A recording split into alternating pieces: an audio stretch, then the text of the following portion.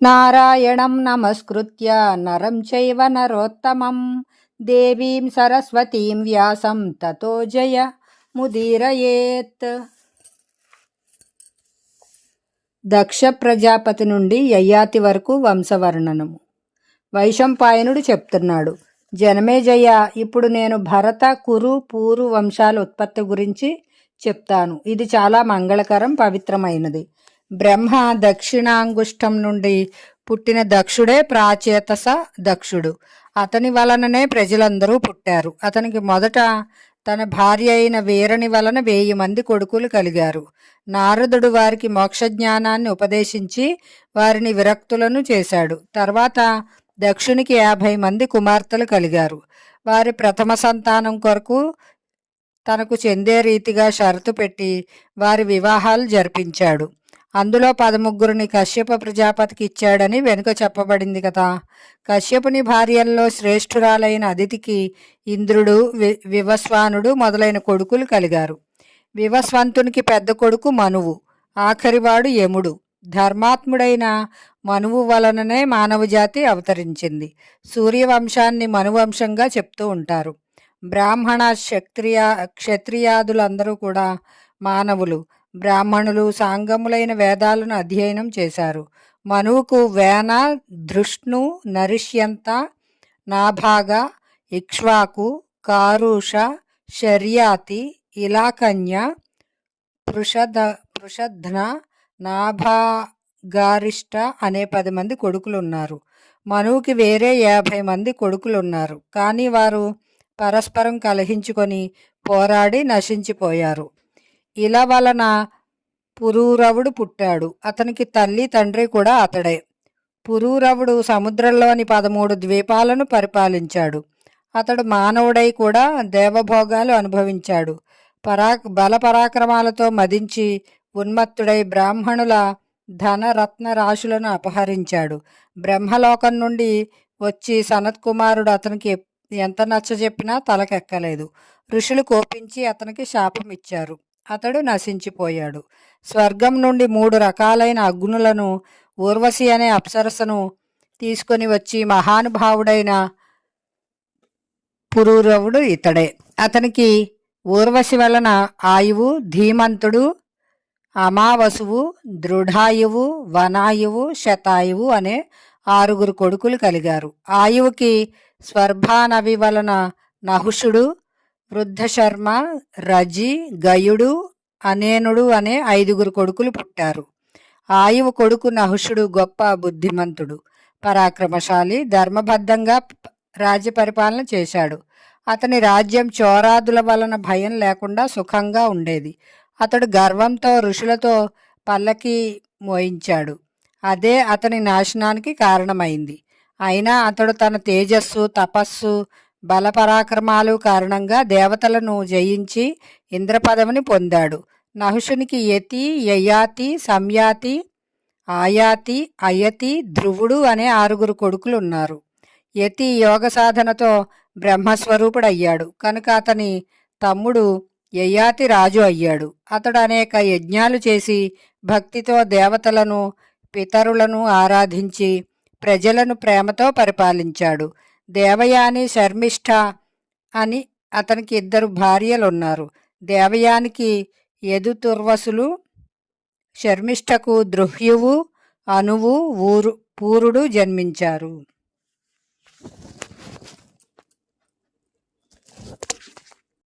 కచ దేవయానుల కథ. జనమేజయుడు వైశంపాయనుని, బ్రాహ్మణోత్తమ, మా వంశంలో పూర్వం పుట్టిన యయాతి బ్రహ్మ నుండి 10వవాడు కదా. బ్రహ్మ నుండి యయాతి 10వవాడు. బ్రహ్మ, దక్షుడు, అదితి, సూర్యుడు, మనువు, ఇలా అనే కన్య, పురూరవుడు, ఆయువు, నహుషుడు, యయాతి. అతడు బ్రాహ్మణ స్త్రీ అయిన శుక్రాచార్యుని కూతురు దేవయానిని ఎలా వివాహం చేసుకున్నాడు? ఇది ఎలా తటస్థించింది? మీరు దయచేసి ఆ వృత్తాంతాన్ని నాకు చెప్పండి అని అడిగాడు. వైశంపాయనుడు చెప్పసాగాడు. జనమేజయ, నీ పూర్వజుడైన యయాతి శుక్రాచార్య వృషపర్వుల కుమార్తెలను ఎలా వివాహం చేసుకున్నాడో చెప్తాను విను. ఆ రోజులలో లోకాధిపత్యం పొందడానికి దేవతలు అసురులు పరస్పరం యుద్ధాలు చేస్తూ ఉండేవారు. దేవతలు అంగిరసుడైన బృహస్పతిని, అసురులు భార్గవుడైన శుక్రాచార్యుని తమకు గురువులుగా ఎన్నుకున్నారు. ఆ ఇద్దరు బ్రాహ్మణులు కూడా పరస్పరం వైరం పెంచుకున్నారు. యుద్ధాలలో చనిపోయిన రాక్షస వీరులను శుక్రాచార్యుడు తన విద్యాబలం వలన బ్రతికిస్తూ ఉండేవాడు. కానీ చనిపోయిన దేవవీరులను బృహస్పతి బ్రతికించలేకపోయేవాడు. మృత సంజీవని విద్య శుక్రాచార్యునికి తెలుసు, బృహస్పతికి తెలియదు. అందువల్ల దేవతలకు చాలా దుఃఖం కలిగింది. దేవతలందరూ ఆలోచించి బృహస్పతి పెద్ద కొడుకైన కచుని దగ్గరకు వెళ్ళి, అయ్యా, మీరే మాకు దిక్కు, మాకు ఈ సహాయం చేసి పెట్టండి. మిక్కిలి తేజస్సు కలిగిన బ్రాహ్మణుడు శుక్రాచార్యుని వద్ద గల సంజీవని విద్యను మీరు సత్వరమే సాధించండి. మీకు యజ్ఞంలో భాగం కల్పిస్తాము. శుక్రాచార్యుడు ఇప్పుడు వృషపర్వుని వద్ద ఉంటున్నాడు అని ప్రార్థించారు. దేవతల ప్రార్థనను అంగీకరించిన కచుడు శుక్రాచార్యుని వద్దకు వెళ్ళి, గురుత్తమ, నేను మహర్షి అంగిరుని మనుమణ్ణి, దేవగురువైన బృహస్పతి కుమారుడిని. నన్ను కచుడు అంటారు. నన్ను శిష్యునిగా స్వీకరించండి. నేను 1000 ఏండ్లు మీ వద్ద బ్రహ్మచారిగా ఉంటాను, అనుమతించండి అని వేడుకున్నాడు. అంతటా శుక్రాచార్యుడు, నాయనా స్వాగతం, నీ మాటను మన్నిస్తున్నాను. నీవు నాకు పూజ్యుడవు. నిన్ను నేను సత్కరించి బృహస్పతిని సత్కరించినట్లుగానే భావిస్తాను అన్నాడు. కచుడు శుక్రాచార్యుని అనుమతితో బ్రహ్మచర్యం స్వీకరించి అతని అనుగ్రహం పొందడమే కాకుండా గురుపుత్రి అయిన దేవయానిని కూడా సంతుష్టపరచసాగాడు. ఇలా 500 ఏళ్లు గడిచాక రాక్షసులకు కచుని అభిప్రాయం ఏమిటో తెలిసి వచ్చింది. వారికి కోపం వచ్చింది. బృహస్పతి మీద ఉండే కోపం వల్లను, సంజీవని విద్యను రక్షించుకోవాలనే ఉద్దేశం వల్లను గోవులను మేపడానికి అడవికి వెళ్ళిన కచుని చంపి ముక్కలు ముక్కలుగా ఖండించి తోడేళ్లకు పడేశారు. గోవులు ఒంటరిగా తిరిగి వచ్చాయి. ఇది గమనించిన దేవయాని తండ్రి వద్దకు వెళ్ళి, తండ్రి, మీరు అగ్నికృత్యాలు నిర్వర్తించారు. సూర్యాస్తమయం అయింది. గోవులు ఒంటరిగా తిరిగి వచ్చాయి. కచుడు ఎందుకు రాలేదు? అతడు చనిపోయి ఉంటాడేమో, లేదా ఎవరైనా చంపివేశారేమో. నేను ఒట్టు పెట్టి మరీ చెప్తున్నాను, కచుడు లేనిదే నేను జీవించలేను అన్నది. శుక్రాచార్యుడు, అయ్యో, నీకెందుకింత కంగారు, నేను అతనిని రప్పిస్తాను అని చెప్పి సంజీవని విద్యను ప్రయోగించి, కచుడా, రా నాయనా అని పిలిచాడు. కచుని అంగాంగాలు తోడేళ్ల శరీరాలను చీల్చుకొని బయటికి వచ్చాయి. అతడు జీవితుడై శుక్రాచార్యుని సముఖానికి వచ్చాడు. దేవయాని అడుగగా జరిగిందంతా చెప్పాడు. ఇలాగే రాక్షసులు చంపితే కచుని రెండవసారి కూడా శుక్రాచార్యుడు బతికించాడు. మూడవసారి రాక్షసులు కొత్త యుక్తిని పన్నారు. వారు కచుని చంపి శరీరాన్ని కాల్చివేసి ఆ బూడిదను మద్యంలో కలిపి శుక్రాచార్యుని చేత త్రాగించారు. దేవయాని తండ్రితో, తండ్రి, కచుడు పువ్వులు తేవడానికి అడవికి వెళ్ళి ఇంతవరకు తిరిగి రాలేదు. మళ్ళీ రాక్షసులు అతన్ని చంపివేయలేదు కదా, నేను అతడు లేనిదే జీవించలేను. ఇది నిజం అన్నది. శుక్రాచార్యుడు, బిడ్డ, నేనేమి చేయను, వారు మాటిమాటికి కచుని చంపుతున్నారు అన్నాడు. దేవయాని పట్టుపట్టడంతో చేసేది లేక అతడు సంజీవని విద్యను ప్రయోగించి కచుని పిలిచాడు. కచుడు భీతితో అతని పొట్టలో నుండే మెల్లమెల్లగా తన స్థితిని చెప్పాడు. శుక్రాచార్యుడు, నాయనా, నీ సంకల్పం సిద్ధించింది. దేవయాని నీ సేవలకు ఆనందించింది. నీవు ఇంద్రుడివైతే కావు కదా, నీకు సంజీవని విద్యను ఇస్తాను, పరిగ్రహించు. నా ఉదరంలో ఇంతవరకు బ్రతికి ఉన్న నీవు బ్రాహ్మణుడివే కానీ ఇంద్రుడివి కావు. ఈ విద్యను స్వీకరించి నీవు నా పొట్టను చీల్చుకొని బయటపడు. నా కడుపులో ఉన్నావు కాబట్టి కొడుకుతో సమానం. బయటికి వచ్చి తండ్రిని వలె నన్ను తిరిగి బ్రతికించు అన్నాడు. శుక్రాచార్యుడు చెప్పినట్లుగానే కచుడు అతనికి నమస్కరించి, అమృతధార వంటి సంజీవని విద్యను నాకిచ్చిన మీరే నా తల్లిదండ్రులు. నేను మీకు కృతజ్ఞుడిని. నేను మీ పట్ల ఎన్నటికీ కృతజ్ఞుడను కాలేను. వేద పండితుడు, జ్ఞానదాత అయిన గురువును ఆదరింపనివాడు పాపాత్ముడై నరకలోకాన్ని పొందుతాడు అన్నాడు. రాక్షసులు బ్రాహ్మణ కుమారుడైన కచుని తనకు మద్యంలో కలిపి మోసంతో త్రాగించినందువలననే తాను వివేకం కోల్పోయానని గుర్తించిన శుక్రాచార్యునికి చాలా కోపం వచ్చింది. ఈనాడు మొదలుకొని మద్యపానం చేసిన బ్రాహ్మణుడు ధర్మభ్రష్టుడవుతాడని, ఇహలోక పరలోకాలకు రెండిటికీ కూడా చెడతాడని ప్రకటించాడు. బ్రాహ్మణులు, దేవతలు, మానవులు అందరూ కూడా తాను ఈ రోజు నుండి బ్రాహ్మణులకు చేసిన ఈ ధర్మ మర్యాదను గుర్తించాలని హెచ్చరించాడు. కచుడు సంజీవని విద్యను పొందాక 1000 సంవత్సరాలు పూర్తయ్యే వరకు శుక్రాచార్యుని వద్దనే ఉన్నాడు. సమయం పూర్తి కాగానే శుక్రాచార్యుడు అతనికి స్వర్గానికి వెళ్ళడానికి అనుమతి ఇచ్చాడు. కచుడు బయలుదేరినప్పుడు దేవయాని అతని వద్దకు వచ్చి, ఋషికుమార, నీవు సదాచారం, కులీనత, విద్య, తపస్సు, జితేంద్రియత్వం కలిగిన ఆదర్శమూర్తివి. నీ తండ్రి నా తండ్రిలాగే పూజ్యుడు.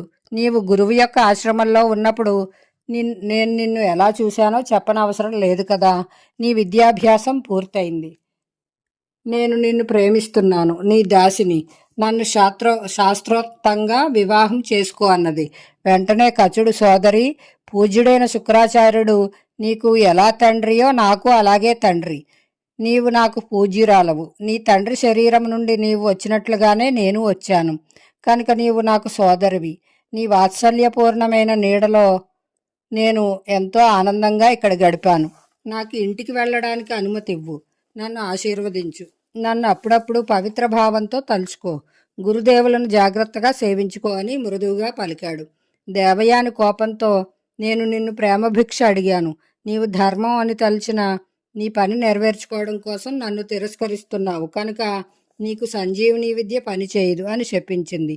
అందుకు కచుడు, సోదరి, నిన్ను గురుపుత్రిని అనే కారణంగానే తిరస్కరించాను గాని వేరే ఏ దోషము చూచి కాదు. గురుదేవులు కూడా ఈ విషయంలో నన్ను ఏమీ శాసించలేదు. నీవు కావాలనుకుంటే శాపం ఇయ్యి. కానీ నేను ఋషి ధర్మాన్ని గురించి చెప్పాను. నేను శాపం పొందదగిన వాడిని కాను. నీవు ధర్మానుసారంగా ప్రవర్తించక కామవశవర్తినివై నాకు శాపం ఇచ్చావు. నీ కోరిక ఎన్నటికీ తీరదు. బ్రాహ్మణుడెవరూ నిన్ను వివాహమాడడు. నాకు విద్య సిద్ధించకపోయినా నష్టం ఏమీ లేదు. నేను నేర్పిన వారికి సిద్ధిస్తుంది అని చెప్పి కచుడు స్వర్గానికి వెళ్ళిపోయాడు. దేవతలు కచుని, బృహస్పతిని కొనియాడారు. కచునికి హవిర్భాగం కల్పించారు. యశస్విని కమ్మని వరమిచ్చారు. దేవయాని శర్మిష్ఠల కలహకారణం. వైశంపాయనుడు కొనసాగిస్తున్నాడు. జనమేజయ, కచుడు సంజీవని విద్యను నేర్చుకుని రావడంతో దేవతలంతా ఆనందించారు. వారు అతని వద్ద దానిని నేర్చుకున్నారు. వాని పని పూర్తయింది కనుక వారంతా కలిసి దైత్యుల మీద దాడి చేయాలని ఇంద్రుడిపై ఒత్తిడి చేశారు. ఇంద్రుడు అలాగే అని బయలుదేరాడు. దారిలో ఒక అడవిలో అనేకులు స్త్రీలు కనిపించారు. వారిలో కొంతమంది అక్కడ జలక్రీడలు ఆడుతున్నారు. ఇంద్రుడు వాయు రూపంలో గట్టున పెట్టిన వస్త్రాలన్నింటినీ కలిపేశాడు. కన్యలు జలక్రీడలు చాలించి ఒడ్డుకు వచ్చారు. అసురరాజు వృషపర్వుని యొక్క కూతురు శర్మిష్ఠ పొరపాటున గురుపుత్రి అయిన దేవయాని వస్త్రాలు తీసుకుని ధరించింది. కలహం మొదలైంది. దేవయాని, అరే, నీవు అసురరాజు కూతురువు, నాకు శిష్యురాలువు. నా వస్త్రాలు ఎలా ధరించావు? నీవు దురాచారివి. దీని ఫలితం చాలా తీవ్రంగా ఉంటుంది అంది. దానికి శర్మిష్ఠ, ఆహా, నీ తండ్రి రాత్రి పగలు కూడా నా తండ్రిని విడిచిపెట్టడు. వినయంగా నిలబడి భట్టులాగా పొగుడుతూ ఉంటాడు. నీకింత పొగరా అంది. దేవయానికి కోపం వచ్చి శర్మిష్ఠ వస్త్రాన్ని లాగింది. దానితో శర్మిష్ఠ ఆమెను నూతిలోకి తోసేసి చనిపోయిందనుకుని వెనక్కి తిరిగి చూడకుండా నగరానికి తిరిగి వచ్చేసింది. అదే సమయంలో యయాతి మహారాజు వేటాడుతూ గుర్రం అలసిపోగా దాహంతో రొప్పుతూ ఆ నూతి దగ్గరకు వచ్చాడు. నూతిలో నీళ్లు లేవు, కానీ ఒక అందమైన అమ్మాయిని చూశాడు. అతడు ఆమెను, నీవెవరివని, ఎలా నూతిలో పడ్డావని అడిగాడు. దేవయాని, దేవాసుర యుద్ధంలో మృతులైన రాక్షస వీరులను తన సంజీవిని విద్య చేత బ్రతికించే మహర్షి శుక్రాచార్యుని కూతురును నేను ఇలా ఆపదలో చిక్కుకున్నానని ఆయనకు తెలియదు. నీవు నాకు చేయి అందించి నన్ను బయటకు తీయి. నీవు కులీనుడువని, శాంతుడవని, బలశాలివని, యశస్వివని అనుకుంటున్నాను. నూతిలో నుండి బయటకు తీయడం నీ వంటి వానికి ధర్మం అంది. యయాతి బ్రాహ్మణ కన్య అని ఆమెను బయటకు తీశాడు. ఆమె అనుమతితో రాజధానికి వెళ్ళిపోయాడు. ఇక్కడ దేవయాని శోకాకులిత చిత్తంతో నగర సమీపానికి వచ్చి దాసీని పిలిచి తాను వృషపర్వుని రాజ్యంలో అడుగుపెట్టనని తండ్రికి చెప్పమని కబురు పంపింది. దాసి వెళ్లి శుక్రాచార్యునికి శర్మిష్ఠ చేసిన పని చెప్పింది. శుక్రాచార్యునకు కూతురు దురవస్థ విని చాలా దుఃఖం కలిగింది. వెంటనే ఆమె వద్దకు వెళ్ళి ఆమెను హృదయానికి హత్తుకొని, తల్లి, మనుషులు తాము చేసిన కర్మల ఫలితాలను అనుసరించి సుఖదుఖాలు పొందుతారు. నీవు చేసిన అనుచిత కృత్యానికి ఇది ప్రాయశ్చిత్తమేమో అని ఓదార్చాడు. దేవయాని, తండ్రి, ఇది ప్రాయశ్చిత్తం అవని కాకపోని ముందు నాకొక విషయం చెప్పు. వృషపర్వుని కూతురు కళ్ళు ఎరిపెక్కగా రూక్షవచనాలతో, నీ తండ్రి మా వద్ద భట్రాజు, మమ్మల్ని స్తుతిస్తూ భిక్షం అడుగుతూ దానాలు తీసుకుంటూ ఉంటాడు అంది. ఆమె అన్నది సబబేనా? అలాగే అయితే నేను ఇప్పుడే వెళ్ళి శర్మిష్ఠను క్షమించమని అడిగి ఆమెకు సంతోషం కలిగిస్తాను అంది. శుక్రాచార్యుడు, పుత్రి, నీవు యాచకుడు, భట్రాజు దానం తీసుకునేవాని యొక్క కూతురివి కావు. ఎవ్వరినీ పొగడని, అందరి పొగడ్తలు పొందే పవిత్రుడైన బ్రాహ్మణుని యొక్క కూతురివి. ఈ విషయం వృషపర్వుడికి, యయాతికి, ఇంద్రుడికి కూడా తెలుసు. అచింత్యమైన బ్రాహ్మణత్వం, నిర్ద్వంద్వమైన ఐశ్వర్యం నా బలం. భూలోక స్వర్గలోకాలలోని అన్నిటి మీద నాకు అధికారం ఉంది. ప్రజల కోసం వర్షాలు కురిపించేది నేనే, ఓషధులను పోషించేది నేనే. సంతుష్టుడైన బ్రహ్మ నాకు ఈ అధికారం ఇచ్చాడు. నేను సత్యాన్నే చెప్తున్నాను అన్నాడు. అనంతరం ఆమెను బుజ్జగిస్తూ మరలా, తన్ను నిందిస్తున్నా సహించగలిగే పురుషుడు లోకంలో విజయం పొందగలడు అని తెలుసుకో. ఎగసిపడే క్రోధాన్ని గుర్రంలాగా వశంలో ఉంచుకోగలిగిన వాడే అసలైన సారథి గాని పొడవాటి కళ్ళెం పట్టుకున్నవాడు కాదు. క్రోధాన్ని క్షమతో అణిచివేసేవాడే ఉత్తముడు. క్రోధాన్ని అరికట్టినవాడు, నిందను సహించేవాడు, ఇతరులు వేధించినా దుఃఖపడనివాడు పురుషార్థాలను పొందుతాడు. 100 ఏళ్ళు నిరంతరం యజ్ఞం చేసిన వాటికంటే క్రోధాన్ని దరికి చేరనివ్వని వాడే శ్రేష్ఠుడు. మూర్ఖులు, అల్పులు పరస్పరం కలహిస్తూనే ఉంటారు గాని తెలివైన వారు అలా ఎప్పుడూ చెయ్యరు అన్నాడు. దేవయాని, తండ్రి, నేను ఇంకా చిన్నదానినే అయినా ధర్మాధర్మాల మధ్య అంతర్యాన్ని గుర్తించగలను. క్షమా నింద యొక్క బలాన్ని, దుర్బలత్వాన్ని ఎరుగుదును. తన మేలు కోరుకునే గురువు ఎప్పుడూ శిష్యుని దృష్టత్వాన్ని క్షమించకూడదు. అందుకనే నేను ఈ అల్పబుద్ధుల వద్ద ఉండలేను. సదాచారాన్ని, కులీనతను నిందించే మనుషుల మధ్య ఉండకూడదు. వాటిని ప్రశంసించే వారి మధ్యనే ఉండాలి అంది. దేవయాని మాటలు విన్నాక శుక్రాచార్యుడు ఆ పైన ఎలాంటి ఆలోచన లేకుండా వృషపర్వుని కొలువుకూటానికి వెళ్ళి క్రోధంతో, రాజా, అధర్మం చేసిన వాడికి వెంటనే ఫలితం కనపడకపోయినా అది మెల్లమెల్లగా అతని మూలాన్ని హరించి వేస్తుంది. ఒకవైపు మీరంతా బృహస్పతి కుమారుడు, సేవాపరాయణుడు అయిన కచుని హత్య చేశారు. మరోవైపు నా కుమార్తెను వధించే ప్రయత్నం చేశారు. నేను ఇంకా మీ దగ్గర ఉండను. మిమ్మల్ని విడిచి వెళ్తున్నాను. నీవు నన్ను వ్యర్థ ప్రలాపి అనుకుంటున్నావు. అందుకేనా తప్పు చేసిన వారిని దండించకుండా ఊరుకున్నావు అని అడిగాడు. వృషపర్వుడు చేతులు జోడించి, గురుదేవా, నేను మిమ్మల్ని ఎప్పుడూ అసత్యవాదిగా అని గాని అధర్మపరులు అని గాని అనుకోలేదు. మీరు సత్యధర్మపరులే. మీరు మమ్మల్ని విడిచి వెళితే మేము సముద్రంలోకి దూకి చావాలి. మీరు తప్ప మాకు వేరే గతి లేదు అన్నాడు. శుక్రాచార్యుడు, ఇదిగో చూడు, నీవు సముద్రంలోకి దూకి చచ్చినా సరే, ఎక్కడికి వెళ్ళినా సరే, కానీ నేను నా గారాల పుత్రికకి అవమానం జరగడం నేను సహించలేను. నా ప్రాణాలన్నీ ఆమె మీదే. నీవు నీ మేలు కోరితే ఆమెను ప్రసన్నం చేసుకో అని చెప్పాడు.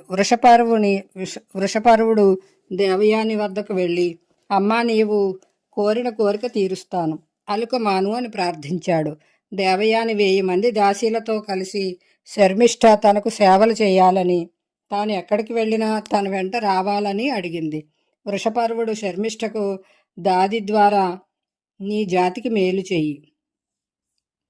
శుక్రాచార్యుడు తన శిష్యులను వదిలిపోవాలనుకుంటున్నాడు. నీవు దేవయాని కోరిక తీర్చు అని కబురు పంపాడు. శర్మిష్ఠ, దేవయాని, శుక్రాచార్యులు ఎక్కడికి వెళ్లరు. నేను వారి కోరికలన్నీ నెరవేరుస్తాను అని చెప్పి ఆమె దేవయానికి దాసిగా ఉండడానికి అంగీకరించింది.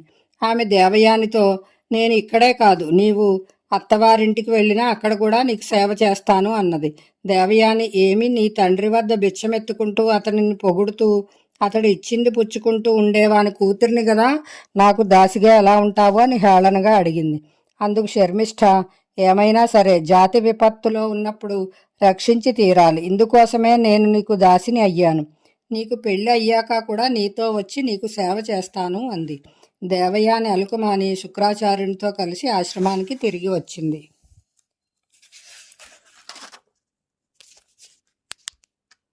జై శ్రీరామ్. హరే కృష్ణ.